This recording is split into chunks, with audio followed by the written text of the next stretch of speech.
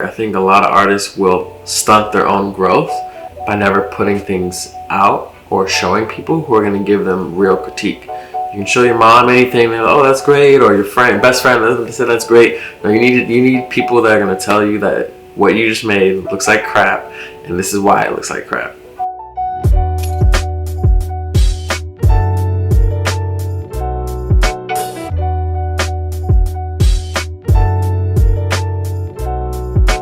So I'm from Northern Virginia, Alexandria, Virginia, right outside of Washington, D.C.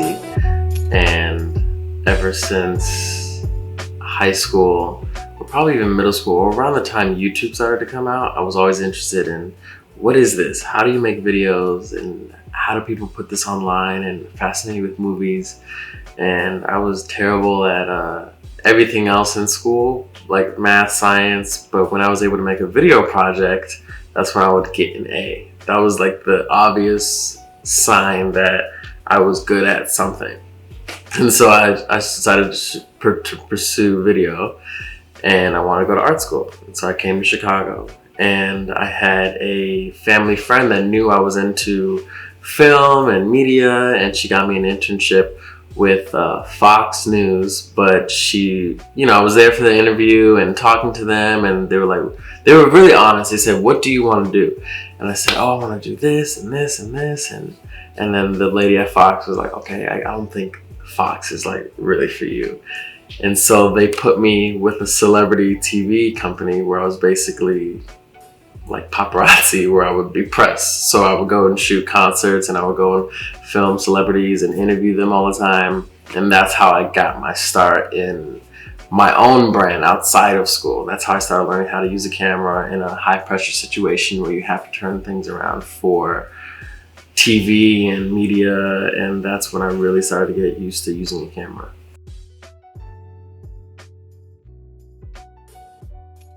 Well, first, they didn't believe in me. They just had me as, make little clips for Instagram, like little tedious things that was just, they were trying to figure out what I was going to do. Because my friend who had, a high position in Chicago with the media, she basically like plugged me into the company.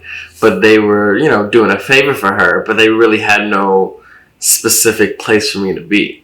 It wasn't until the host of the news channel of the media company saw that I brought my camera in, and this is when I first got my camera. I would spend my day at the internship, and then after I would just walk home and just take pictures and learn how to use my camera. Nice. So she came up and she said, "Can you post anything from this camera to social media?" And I said, "Yeah, of course I can." And then she said, "Okay, wait 1 second." She went to her office, and like 5 minutes later, I had like all these emails to all access to all of these music festivals for like the entire summer. So I was at Lollapalooza, North Coast, all these interview places for different celebrity appearances. And that's when I started to actually shoot for them. And then they started to get me to continue to do that because they didn't know I could do that at first.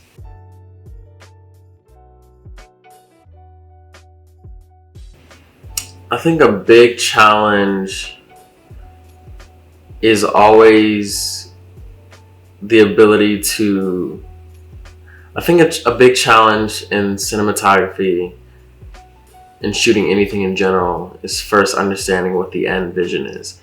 Because you can have all this fun equipment and lighting and cool locations, but if you're not clear on what the client wants or with what you want or with what the story needs, then you have all this great stuff, but it may not be cohesive. Some things may not connect well. So I think a huge challenge is always understanding what you're shooting and how it's going to benefit the video as a whole in the end.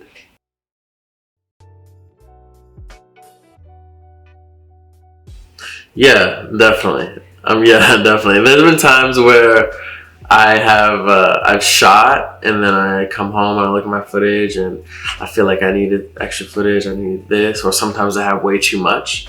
And so now when I shoot, I'm editing at the same time. So if I don't need that shot, then I'm not gonna get that extra shot. Or if I feel like I got it in my, mental timeline, then I'll move on to the next shot. So it's all about piecing it together mentally, and editing doesn't start when you get to the computer. It starts like when you're shooting at the same time.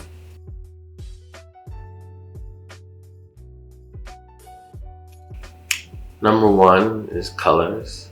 I think colors are the most beautiful thing if done right, with how the background plays with the model's clothing, down to their complexion, down to the color palette that I'm going to use to edit. So I think colors just always draw me in.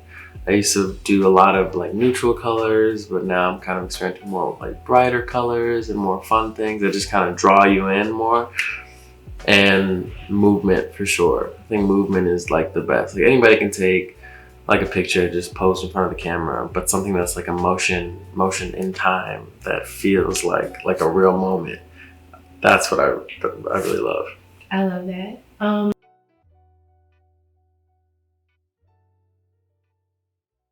I think the worst thing that could possibly happen is you wiping a memory card thinking that you already backed it up. And I know it's happened to everybody, and you have to have that conversation to whoever's footage you deleted. Hopefully it's just yours, but say, hey, like I lost the footage. But thankfully there are programs out there where you can recover an SD card. But yeah, I think the biggest fear is this. Let's say like I'm 30 miles from home in the wilderness, and I have one card, and I see pictures on the card, and I'm like, okay, did I back this up? Yes or no?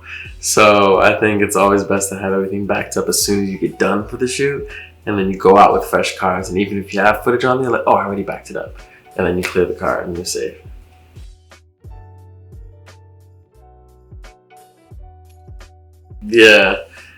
Yeah, I've definitely gotten that from the beginning. Before I came, so my mom is in cancer research, which is not art at all. Nobody in my family is really in art. And my mom doesn't play with anything. Bringing home a C plus was like the worst thing I could do. So there was an enormous amount of pressure for me to be successful, as there should have been. But when I said I wanted to do something artistic, the first battle, beyond convincing myself, was convincing her, because she literally said that she's gonna give me a semester, and if I don't do well, then I'm coming back home, So I had to prove to her that there was a way to make money and have a career and be successful. And it worked out. I believe that what helped me the most is as a student, was to eliminate the idea of me being a student, and as a freshman already see myself as a working professional in the industry. Not that I'm a freshman or a sophomore, but I'm starting now, I'm in the real world, and I'm making work. And even at sometimes people, like I'll get in an Uber and I'll carry all this equipment, and they'll be like, oh, are you a photographer or a videographer? And I'm like, yeah, I am. And they're like, oh, like, do you make money, or how much are you making? Or I'll be walking in the South Loop, and I'll run into a family who's taking their kid to Columbia for a tour. And I'm like, oh, I went to Columbia. And they're like, I did film. And their kid's going to do film. And the first question they ask is like, do you have a job? Are you working? And so that's out there for sure. Everybody knows the term starving artist, and it's very hard to make money as artists, but that's the fun part of being an entrepreneur, which is what I do, and just constantly proving that wrong. Like, you can make the path that you want to make with learning how to be a business and to avoid ways on not making it in different ways, and how to be better and how to stand out and be worth it to people. So I think that's a big thing on how I fight that, is just to consistently be of value.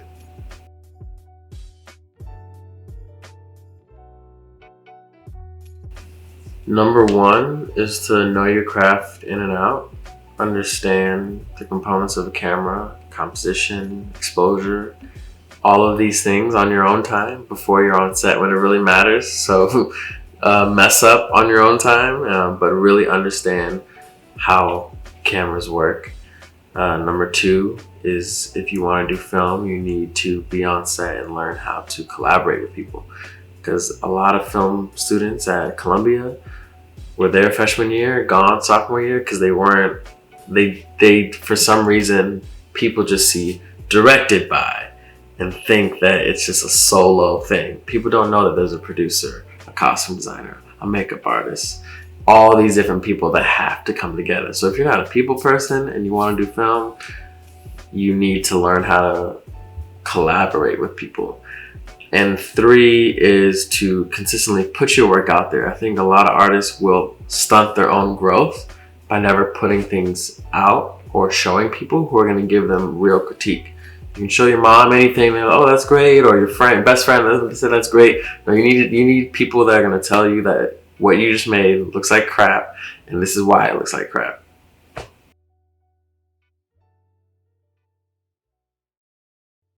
All right, so this is the speed round of good questions. You have to answer them as fast as you can. Okay. Right off the rip. Okay. First one. Good food. Indian. Good movie. Joker. Good film director. Scorsese. Good song on your playlist right now. New Light by John Mayer. Good clothing brand. Zara. Good lens. Sigma. Good city. Tokyo. Okay. Good weather. Spring. Best season. Spring. Good color. Mocha. Good restaurant.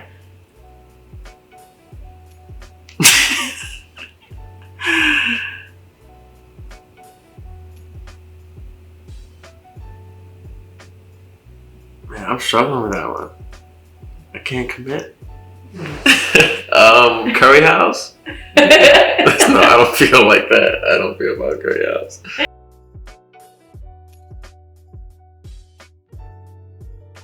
My favorite photo. Well, first, there's a difference between a photo and a photograph to me. Taking a picture of your friend eating ice cream like on the fly, like that's a picture to me. But a photograph feels like a moment that can never be recreated. And I feel like I've only had something like that one time. And that was with, I was in Colorado and I was hiking and I saw this amazing mountain range. It was so beautiful. My breath was being taken away. And this little chipmunk popped up like right in front of me. And you know how every squirrel, bird, or little animal has always run away in your life when you try to get close to it? I knew that, but I was like, I'm still gonna try it. And so I had my huge camera, try to get low in front of him. I'm like massive against him. And I thought he was just gonna run away, but he never did. And I took a picture and he was like perfectly posing with this whole mountain range behind him. I have it over here, I gotta show you. But that is that I feel is what photography is. Just something that's like, whoa, that's real, and that was a moment that you can't get back. So that's one of my favorite moments. It has nothing to do with shooting people or anything that I usually do ever in life, but something like that is probably one of my favorite images. So this is from Colorado. I was on my way to Dream Lake, which was probably like, I think we were on our way back actually, but we were coming down the mountain, and of course this is all I wanted. Like this image right here is what I wanted right here.